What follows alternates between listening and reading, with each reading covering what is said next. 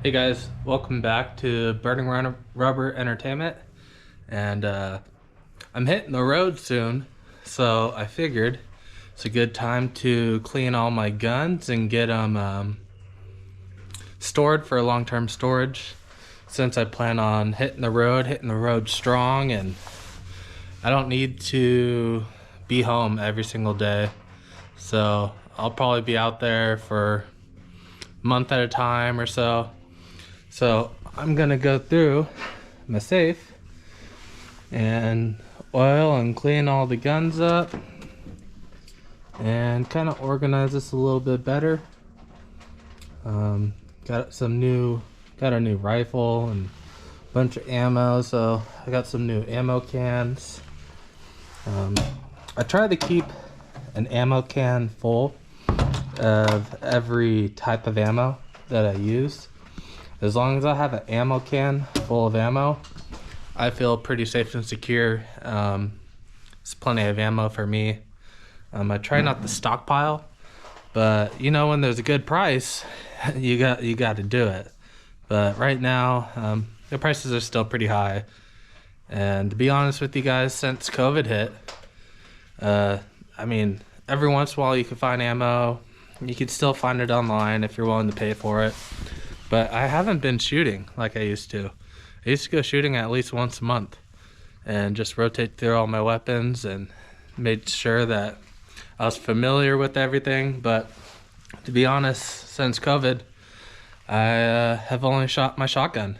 And that's because I like to go skeet shooting with my dad. It's kind of a father-son bonding thing, and it's fairly cheap, and shotgun ammo is always available and hasn't skyrocketed where it's uncomfortable to go shooting with it. So yeah, I'll pull everything out, get it cleaned up. I'll show you what I got. I'm sure there's a lot of people interested. And also, I get some questions like, how did you start your own business and how did you get the money? I'll talk about that in another video. As soon as I'm able to hit the road and I have all my expenses in. I've been tracking everything, so I'll do a breakdown of expenses. But for the most part, I've been able to do this whole adventure without debt, which is huge. So I'm gonna start pulling stuff out, getting it cleaned, and once I get it cleaned up, I'll let you know what I got and why I have it equipped the way I have. Yeah. So I just cleaned this up. I would show the process, but YouTube's gotten kind of crazy with guns. You can't really show anything anymore, but this is a Savage 110. I believe it's the backcountry model. It does have the threaded barrel. I do have silencers. I just bought this, so I haven't shot it yet. It's all loaded out. Also, on top of the silencer edition with threaded barrel, I like that it's got a magazine. I have a Vortex, I believe it's to 6 to 25 zoom.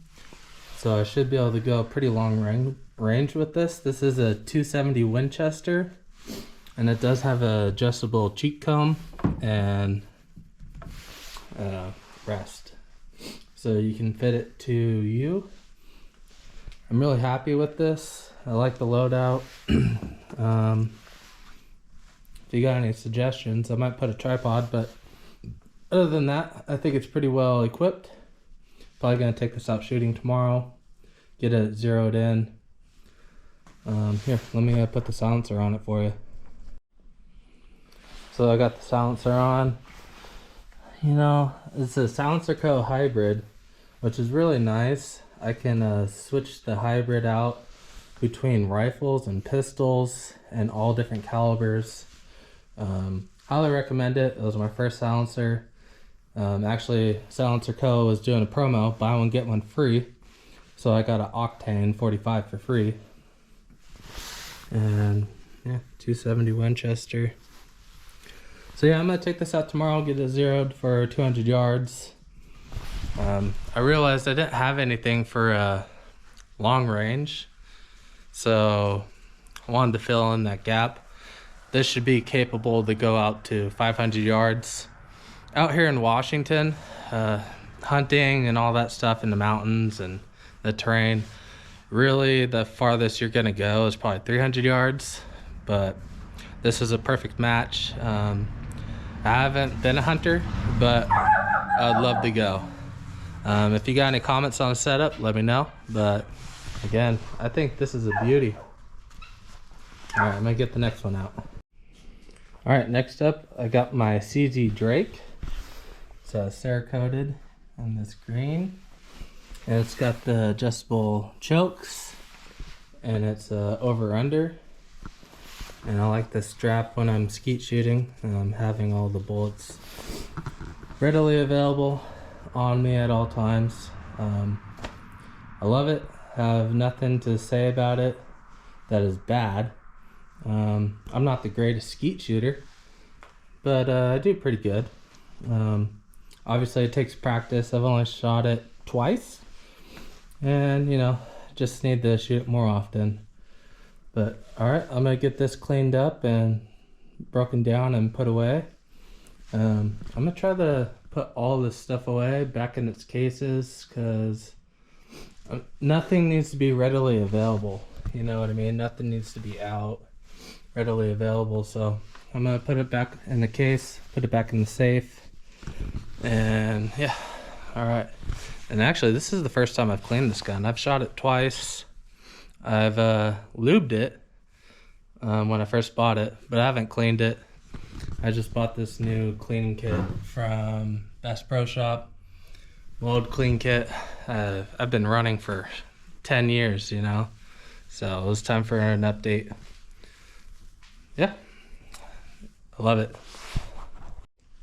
For you skeet shooters out there, I'm running a mod .02 on the top barrel, and a .01 on the bottom barrel. I do have a full kit, choke kit, that comes with it. So if you have any suggestions of switching it up, let me know. All right, as you can see, CZ offers a great case. It looks good. It's very well put together. It's my only shotgun, so I can't, you know, review it to others, but this is pretty nice. Nice fabric, it looks good. I like the storage box with all the chokes in it. Yeah, highly recommend it. It was cheap too. All right, so this is my favorite gun. This is my Ruger 5.56 takedown. Got it set up with a 3x flip sight with a red dot. I went to the civilian police academy, and they essentially said and suggested that you shouldn't engage in any combat with it over 50 yards. So a red dot is gonna keep you pretty safe in that 50 yards, and then if you need to be more precise, you know, you got the 3x zoom. Now I really love this gun because not only does it shoot 5.56, but the barrel comes out and you can shoot 300 blackout. This gun is super sick. It was very expensive. It's really equivalent to a SCAR. It took me 3 years to find the 300 blackout barrel. So I acquired it right before the lockdowns. Getting ammo, I got some. So I'm gonna take this out shooting as well, along with that 270 Winchester. Those are the only guns that are new that I haven't shot and or tested.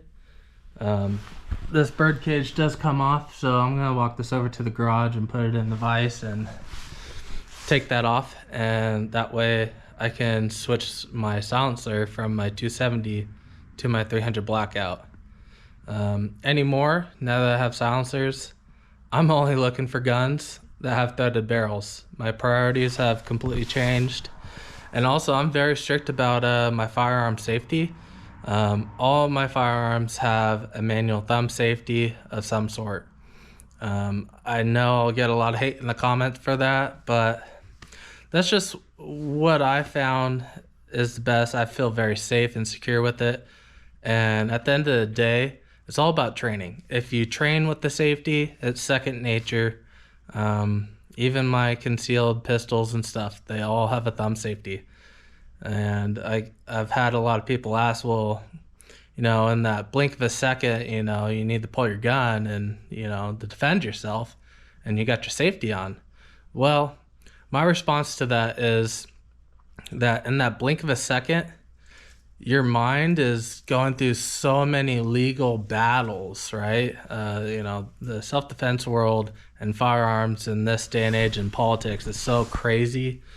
That extra second to engage your safety and switch it to fire, I think it's well worth it. I think you need to take that moment to think about what you're gonna do. I think a lot of people overlook that. And if you're carrying a weapon on you, you should never get into a situation where someone is got the upper hand on you. You can feel the vibes. You kind of know what's going on. You know if something's going to happen. You can have your hand resting on your sidearm, and if you feel like something's up, even if you don't pull it, you can still switch that safety off, you know. And I always got one in the chamber, so I mean, that's how I think about it. I know a lot of people don't agree. Obviously, the firearms industry doesn't agree with me on that, so it makes it very difficult to get quality products as far as I'm concerned. But yeah, anyways, enough on that. I'm gonna go ahead and take this to the garage and get that bird cage off. All right, that was super easy. Again, I wish I could show you, but you know, YouTube. But yeah, one other great thing about this is it's piston driven, and so you can adjust your piston. And man, there's nothing better than a good firearm. This is my shit hit the fan, I gotta save the world or save my family. This is my go-to weapon. And the fact I could switch out between 300 blackout and 5.56, you know, get some 300 blackout that's super quiet, super accurate. You can also use 300 blackout for hunting. And then the 5.56, obviously, I mean, nothing's stopping that. So, yeah, as you can see by my smile, I love this gun. And the fact that this is a gun that goes, you know, universally very easy. I mean, the barrel slides right out. I would show you, but I can't. You can look it up. But switching out the 300 blackout to 5.56 is just changing the barrel. Takes 30 seconds. I mean, it is so neat. So yeah, love this one. I'm gonna go ahead and pack this one up because I'm gonna take this shooting with me. Get this Crimson Trace zeroed in, and yeah, on to the next one. All right, so while I'm packing this up, this has a great traveling case. It's super small, super compact because it's a takedown model. Because you can shoot both 300 blackout and 5.56, there's two mag pouches, so I got one for 300 blackout and one for 5.56. Keep my silencer and paperwork in here, and keep my 5.56 red dot, or interchange between my 300 blackout red dot. But my 5.56 is my go-to, so I got the Romeo 4 with the solar panel, because, you know, when stuff happens, you're not planning for it, you're not expecting it. So when I built this weapon, I built it all out. So I'm very proud of it. And it reminds me, because I got the solar panel, I'm gonna go ahead and put this out here in the sunlight while I'm cleaning the rest of the guns and putting these away, because this has been sitting in the safe for 2 years. So gonna charge it up. All right, so on the inside, it's really nice. The lower receiver goes right here. And then I have a barrel in here, the 5.56. I have the 300 blackout in here. I'm gonna put, I haven't put this in here with these bipods. Might be a problem. It's always something. Let me figure this out. All right, so I guess when I put the bipod on here and I put the quick detach, I didn't test fit it because it's hitting. So I'm gonna have to move this quick attach down a slot. That way I can fold up and then it will fit in that case. I actually could put both barrels in here. So, but yeah, as you can see, it's a very clean setup. I mean, you would never know, except for the Ruger emblem. I mean, it doesn't look like a traditional rifle case. I'm gonna clean this bolt action because the oil has been on here for 2 years and it's seen better days. So I'm gonna clean that up. All right, this is my very first rifle. It's a 22 long rifle, and you know, I use this as a cheap way to figure out how to build my weapon, how I'd want it configured. And you know what? This thing is super accurate. Do you have a scope on here? It's a 3x9. I still have the birdcage on here because you actually are supposed to get like a special silencer for 22. So this is the only one that I still need to upgrade. I still need to apply for a 22 can and get the tax stamp and all that stuff. But this thing will shoot dimes at 100 yards with a hyper velocity 22 long rifle ammo. I think it's a Gila ammo that sells that. Highly recommended. It's still very cheap. I think when I bought the Gila ammo, it was like 10 cents a round. It was more expensive than everything else, but it was faster, so it's a little more precise. I do have a bunch of junk ammo that I got for free, and I could tell a difference. I mean, the junk ammo, that's like 5 cents a round. It drops at 100 yards like 4 inches. I mean, I could also zero in the scope and all that, but the groups are way bigger. It still shoots like 1 MOA really with cheap ammo, but the hyper velocity, the shoot dimes, I mean, that's good accuracy. So I'm gonna clean this one up, put it back in its case, and hopefully by the end of the day I'll have this safe all reorganized, because I'm kind of OCD and it's kind of cluttered. You know, moved here and sold my house and moved here to start my business, hit the road, low costs, you know, don't have mortgage payments or anything like that. Plus now I'm self-employed. I really can't get approved for a home loan for 2 years. So taking my money, starting my business, and right now I'm taking care of my assets. And as you guys know, these are the assets. This is better than gold. So, all right, I'm gonna clean this one up and get it put away. All right, the 22 long rifle, nice case, holds 3 mags. I like to have 3 mags for all my weapons. And I got this for Christmas. This is a 35 rounder banana clip. So yeah, unloaded the magazine because don't want the springs to go bad. Well, I don't plan on using it. So yep, that'll wrap up that one. All right, this is the classic Mark III jungle gun. It's from World War II, I believe. It's in really good shape, very well taken care of. It's in 300 British? No, 303 British. It was a little hard to find. Recently I was able to acquire a bunch, so buy it when you can find it, right? And it wasn't too expensive. I've only shot this once or twice. It's more of just a classic. I know I can shoot pretty accurately at 50 yards. I would consider this more of a hunting rifle. I haven't quite messed with the sights, so I'm sure I could take it farther out.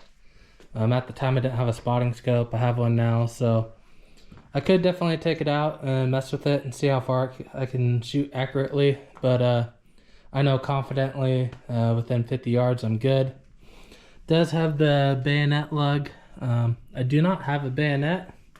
Might have to get one to finish the collection. And unfortunately, I just realized I don't have a bag or a case for this, so I'm gonna have to get one. Maybe I'll just get like a shotgun sock or something. I don't know, maybe I should just get a nice case. But yeah, I'm gonna go ahead and make sure this is all cleaned up. I know I oiled it and I haven't shot it, but the oil, you know, gets old, dries up, so I'm just gonna go through it really quick. And I think we're all the way through with the rifles, so I'm probably just going to take this out. That way I can stack the cases in here. This is really nice when the guns are by themselves, but I'm gonna put all the cases in here. That way they're not sitting on top and collecting dust, and I'm just trying to put it all away. All right, my second favorite, my Beretta M9A3 with my Silencer Co. Octane 45. This thing is sweet. It is quiet, and yeah, I love it. So I'm just gonna oil her down, put it away in a nice little carry case. And again, this one does come with 3 magazines as well. Yeah. Oh, I just remembered, I have a tactical light for this I just bought. I'm gonna go get that and get that put on here. All right, got that Streamlight TLR1S on here. Perfect fit, and with my finger I can, oh, where's the, now you can do strobe.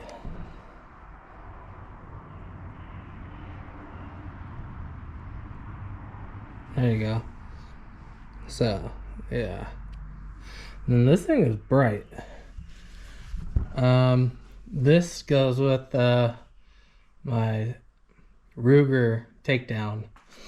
These are my companions. They're a set, they go together. Anywhere the rifle goes, the pistol goes, and it's got its own silencer, and the rifle's got its own silencer. It's a great setup.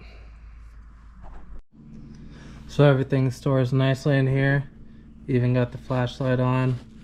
I did get some rechargeable batteries. I did take the batteries out. I have another pack of batteries and the recharger I'll put in the safe. But yeah, this is a clean setup. Gotta get one if you don't have one. Beretta M9A3. Last but not least is my Walther PK380. This was the first pistol I ever bought. Nice subcompact. It's my carry. And it does have a laser. So I wanted a full grip subcompact, and that's what this gives me. And I like the paddle mag release. It's really easy to use. Again, it comes with 3 magazines and a nice little storage case. Well, I do love this pistol, but I gotta say, reloading this spring is probably the hardest thing. I'm pretty sure you can get the hint of how I had to reload it. And if you don't get it right, that thing will go shooting and flying. So yeah, I'll rank that as the most complicated part. I mean, once you know how to do it, it's pretty easy, but it's still tricky. As far as the accessories go, I got a tactical belt with a pistol on my leg, mag pouch for pistol, mag pouch for pistol, mag pouches for rifle, then a dump bag for either brass or garbage or empty magazines. And then I got the Walker dime bags. I got the walkie-talkie on here, so you have a communication with your buddies and whatnot and be hearing safe. Nikon rangefinder, And then I'm just going through and trying to reorganize the ammo since I got some new inventory. And yeah, I'll let you know what it looks like when I'm all done. Alright, got everything put away. Reloaded the ammo cans. I think it'll close. It's close. Ooh. It's tight. I do have a box of ammo in there. I might have to take that out. Maybe I'll move this. But yeah, got some extra magazines, pistol holder. Yeah, so. Ooh. Yeah, I'm gonna have to take that box of ammo out of that rifle pouch, but you get the point. I started collecting brass to reload. I got most of the stuff to reload. So that's going to be my next adventure. I probably won't get into that until this winter, when it slows down or the road's really bad and you know it's not worth the hazard and you're not getting paid as hazard pay. So that's probably when I'll start reloading. Can't share that with you guys either, but I hope you enjoyed the little tour, and we'll see you next week.